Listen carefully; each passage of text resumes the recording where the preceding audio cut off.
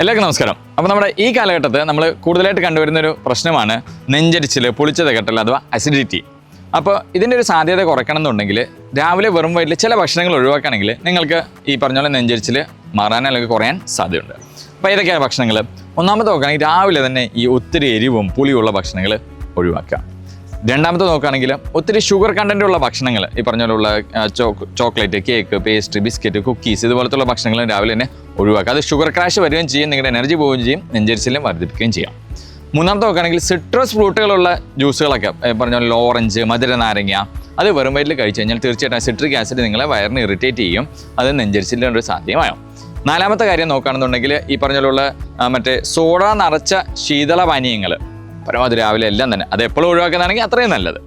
അഞ്ചാമത്തെ കാര്യം നോക്കുകയാണെങ്കിൽ ചില പച്ചക്കറികൾ, നമുക്ക് ഈ മറ്റേ തക്കാളി, കുക്കുംബർ, ഇതിലൊക്കെ ചില ആസിഡ് കണ്ടന്റ് ഉണ്ട്. അപ്പോൾ അത് നമുക്ക് രാവിലെ വെറും വയറ്റിൽ എടുത്തു കഴിഞ്ഞാൽ ചിലരിൽ അത് നെഞ്ചരിച്ചിലിനുള്ളൊരു സാധ്യതയെ വർദ്ധിപ്പിക്കുന്നുണ്ട്. ആറാമത്തെ കാര്യം നോക്കുകയാണെന്നുണ്ടെങ്കിൽ ഒത്തിരി പുളിച്ച ഭക്ഷണങ്ങൾ, പുളിച്ച തൈര് ഇതുപോലത്തുള്ള ഭക്ഷണങ്ങൾ രാവിലെ തന്നെ എടുക്കുന്നത് ഒഴിവാക്കുക, അത് ആസിഡിറ്റിയെ വർദ്ധിപ്പിക്കും.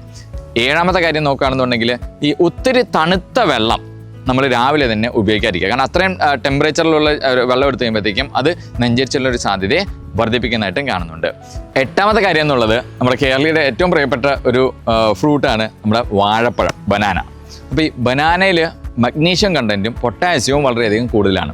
അപ്പോൾ രാവിലെ വെറും വയറ്റിൽ അത് എടുക്കുമ്പോഴത്തേക്കും ഒരു ചിലരിൽ അത് നെഞ്ചരിച്ചിലിൻ്റെ സാധ്യതയെ വർദ്ധിപ്പിക്കുന്നതായിട്ടും കാണുന്നുണ്ട്. അപ്പോൾ ഇതുപോലത്തുള്ള ഭക്ഷണങ്ങൾ രാവിലെ ഒഴിവാക്കണമെങ്കിൽ നിങ്ങൾക്ക് ഈ നെഞ്ചരിച്ചിൽ പ്രശ്നത്തിൽ നിന്ന് ഒരു പക്ഷേ ചിലപ്പോൾ മരുന്ന് കൂടാതെ തന്നെ മുക്തി നേടിയേക്കാം. അപ്പോൾ നെഞ്ചരിച്ചുള്ള സുഹൃത്തുക്കൾക്ക് ഇത് ഷെയർ ചെയ്യാൻ മറക്കണ്ട. ഇത്രയും പറഞ്ഞു നിർത്തുന്നു. നന്ദി, നമസ്കാരം.